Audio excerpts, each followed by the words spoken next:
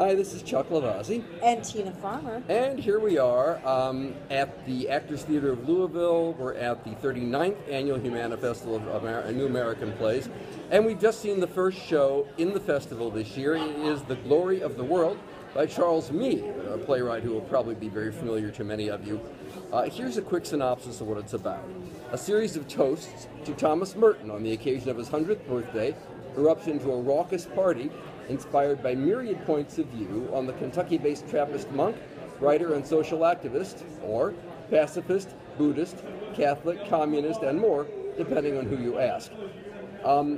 That's not a bad description, although I think it's stretching it to call it a play. It might be safer to describe it as a series of sketches and blackouts that are somewhat tangentially related to Merton, but mostly not. Well, it was very interesting. I thought the opening, which went on far too long, Yes. certainly sparked my interest. I thought, okay, we're going to look at Merton's philosophy, maybe his approach to life, which I don't know a whole lot about myself. So I was intrigued. I was immediately kind of interesting. The questions posed on the wall, projected against the wall. I thought, okay, these are compelling, these are philosophical in nature, that totally makes sense. What's going to happen next? Which was mostly cacophony and an attempt at sort of hipster surrealism. Yeah.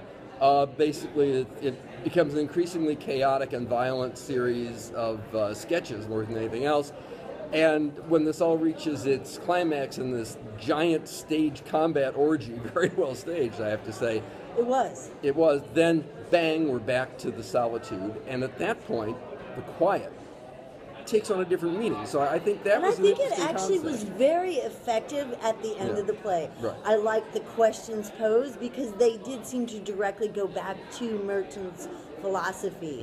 I also did think it was interesting, this idea of when given the freedom of the mind from itself, do we actually revert back to our base instincts, which ends up in this chaotic fight, this melee of uncontrolled aggression. I mean, it was from a standpoint of a philosopher, it was very interesting.